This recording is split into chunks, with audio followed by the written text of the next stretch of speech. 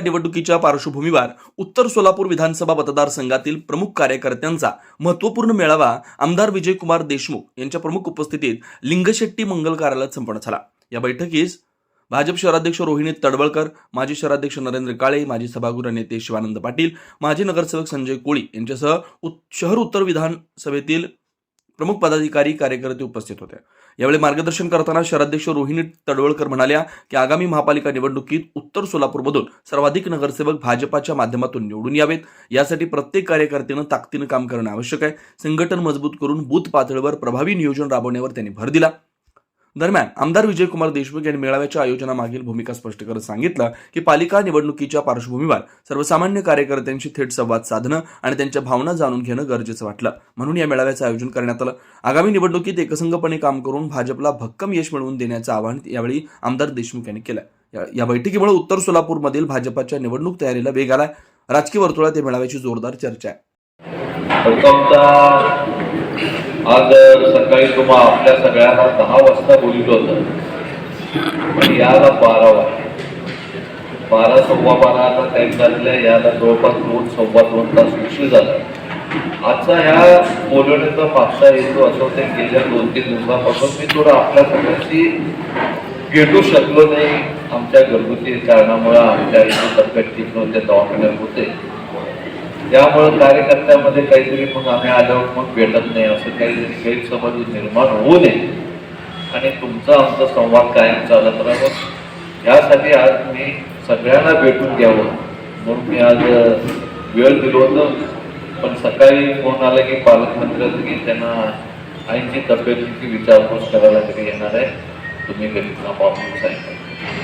मग त्यांना याला त्यांनी पालकमंत्री म्हणल्यावर त्यांना उशीरच होत असतो, साहजिकच आहे, आणि त्यामुळे आपण त्यांनी याला उशीर केले। पण हे उशीर झाला तरी त्यांच्याबरोबर आपल्या आगामी निवडणुकीच्या संदर्भात थोडं चर्चाही झालं आणि नंतर पत्रकार लोक बाहेर उभारले होते, हे सगळं होतं एवढं वेळ। आणि आपल्या सगळ्यांना सांगू इच्छितो की 23 तारखेपासून फॉर्म भरण्याचा तारीख आहे, त्या दृष्टिकोनातून आपल्याला काही कागदपत्रे हे ती लागत असतात आणि जवळपास आताच्या ह्याच्याप्रमाणे जवळपास 23 कागदपत्रे आपल्याला सगळ्याला उपस्थित त्या फॉर्म भरत असताना लागणार।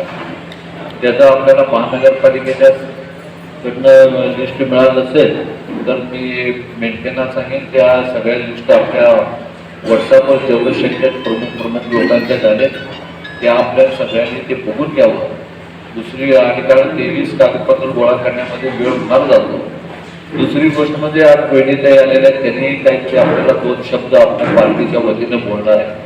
आपण एवढ्या संख्येने म्हणजे आपल्या या शहर उत्तरमध्ये जवळपास 38 जागा आपल्या शहर उत्तरमध्ये आहे, पण आपण मागतो जवळपास 400-500 लोक। पण त्या संदर्भात मी तुम्हाला सगळ्यांना विनंती, प्रत्येक प्रभागाचे सगळे नेते मला वाटतंय की मंडळ अध्यक्ष पण असतील, त्या सगळ्यांना विनंती करतो की तुम्ही प्रभागात एकदा बसा, आपापसात चर्चा करा। जेव्हा तुम्ही चर्चा करून 4 नावं दिलं किंवा 3 नावं दिलं, 2 नावं दिलं, तर ते नावं घेऊन आम्ही पुढे जाऊ ना आणि त्याच्यात एकही बदल करणार नाही, मी तुम्हाला शब्द देतो। पण तुम्ही एक मत करा, कारण एक मत नसल्यामुळे काय होत आहे की आम्ही न्यायचं, परत तिथं चर्चा करायचं, पालकमंत्र्याकडे जायचं, मग त्या आपल्या देखील नसल्यामुळं दुसऱ्यांनाही त्याच्यात हस्तक्षेप करावं लागतं। शेवटी तो प्रदेशाकडे जात आहे, प्रदेशाकडे एकदा नाव गेले की त्या आपल्या कुणाच्या हातात राहत नाही। म्हणून तुम्हाला सगळ्यांना विनंती करतो, अजून एक 2-4 दिवस आहेत, 23 म्हणलं 23ला तुम्हाला त्या नावं घोषित होणार नाही, पण 2-4 दिवस आहेत, आपण दिलेल्या नावं वरपर्यंत लगेच मंजूर होऊ नये, नाहीतरी आम्ही 5-6-10 लोकांचे नावं आज घेतलेले आहेत। आज ताईकडनं मी लिस्ट मागितलंय, कोण इच्छुक उमेदवारांचं माझ्याकडे लिस्ट नाही आहे, त्या ते नावं जर करता आम्ही त्याच्यातले म्हणजे ज्या आम्हाला योग्य वाटतात मला ते नावं दिल्यावर त्याच्यावर सर्वे होणार, मग परत सर्वेमध्ये तुम्ही कुठेतरी अडकून बसू नये यासाठी आपल्याला सांगू इच्छितो की आज पार्टीची आपली पार्टी आज सोलापूर शहरामध्ये गेल्या वेळेला आपल्या जे काही आपले सगळे कार्यकर्त्यांच्यामुळे आपण सगळी सत्तेवर होतो, पण ही सत्ता आता आपल्या या राज्याचे मुख्यमंत्री आदरणीय देवेंद्रजी फडणवीस सांगितले की मला 75ची संख्या पाहिजे, आपण 2 पैकी गेल्या वेळेला 49 होता, पण आता त्यांचा असा आदेश आहे की मला कमीत कमी 75 पाहिजे, म्हणजे 3/4 आपल्याकडं मेजॉरिटी पाहिजे. आम्ही तर म्हणतो की आम्ही जवळपास 80 ते 90 सीट मिळू, आणि त्या दृष्टिकोनातून तुम्ही सगळे एकत्र राहणं हे गरजेचं आहे. आणि शेवटी आपण असं होऊ नये मी नाराज झालो म्हणून दुसऱ्या पक्षवाले बोलवले, त्यांनी बोलवले. आज अनेक पक्ष आपल्या सगळ्यांच्या मागे आपल्यामध्ये प्रवेश केलेले आहेत. त्या दृष्टिकोनातून कोण प्रवेश केलं, काय केलं ते पार्टी बघून घेईल ना, त्यांना काय देणं काय नाही. पण आपल्याला कुठेही अन्याय होणार नाही ह्यासाठी आम्ही सातत्यानं प्रयत्न करत आहोत, आणि या अन्याय होऊ देणार नाही अजून तुम्हाला सगळ्यांना मी उत्तरच्या वतीनं शब्द देतो. आपणही जेव्हाप्रमाणे पार्टीकडनं आपण अपेक्षा करतो त्याप्रमाणे पार्टीने आपल्याला जे काही सांगताय त्या आपणही एकत्र बसून आपण सगळ्या मंडळ अध्यक्षाला घेऊन किंवा तुम्हीच कोणतरी त्या तिथला कोण आपला नेता असेल त्या प्रभागातला घेऊन आपण एकत्र बसून 1 ते 11 प्रभागापर्यंत आपण उमेदवारी करावं, ह्यासाठी तुम्हाला सगळ्यांना मी इथं बोलविलंय. आम्हाला याला उशीर झाला याबद्दल तुमचा सगळ्यांचा दिलगिरी व्यक्त करतो आणि माझे 2 शब्द संपवितो. आता आदरणीय आमदार साहेबांनी सांगितल्याप्रमाणे 102 पैकी पूर्ण मतदारसंघामध्ये आपल्याला 102च लोकांना आपल्याला तिकीट देणार आहोत आपण. परंतु भारतीय जनता पार्टी ही शहर उत्तरमध्ये मोठ्या प्रमाणात वाढलेली आहे. बहुधा असं म्हटलं तर अवघड वाटत नाही की भारतीय जनता पार्टीची सुरुवातच उत्तरपासून झालेली. आपण सगळे कार्यकर्ते भारतीय जनता पार्टीचे शहर उत्तर मधूनच आपल्या कामाची सुरुवात केलेली आहे. आजही आपण तिथेच काम करतो, कारण भारतीय जनता पार्टीचा एकमेव आमदार म्हणजे लिंगराज वल्ल्याळ हे त्यावेळेला पश्चिम महाराष्ट्रामध्ये पहिल्यांदा भारतीय जनता पार्टीच्या तिकिटावरती निवडून आलेले आमदार आहेत. आणि त्यामुळं तेव्हापासूनच भारतीय जनता पार्टीची सुरुवात पाया या मतदारसंघात रोवला गेला.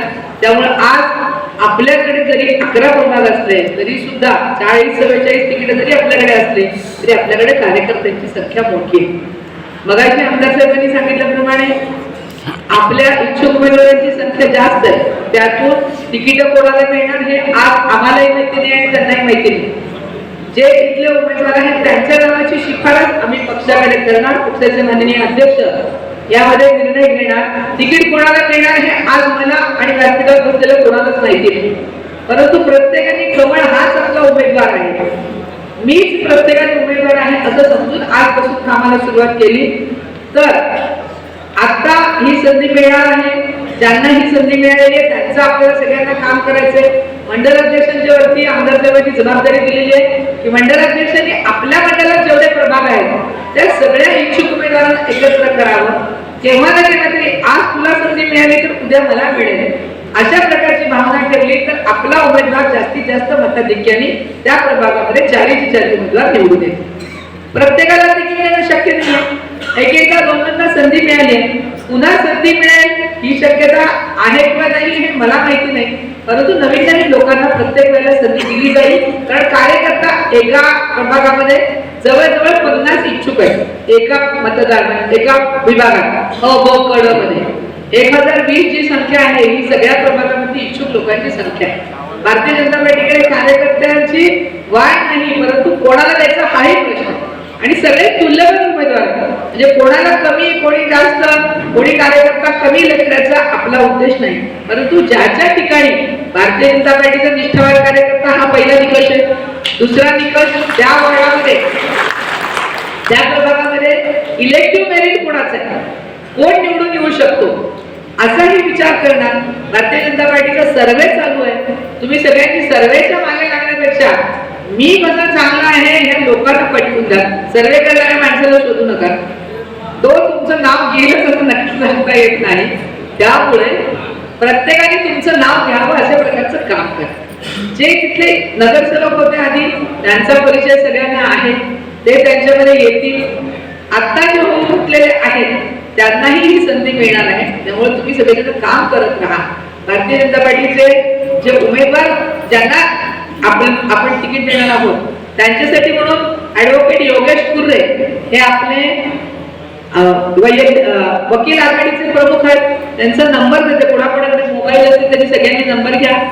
ज्यांचं फायनल आहे. त्याच्यामध्ये आदरणीय नावकर वकील पण आहेत आणि बाकीचे 7 वकील त्यांच्या बरोबर आहेत. ते सगळेजण फॉर्म भरून द्यायला मदत करतील आपल्याला. त्यामुळे त्यांचा नंबर घ्या 9021 71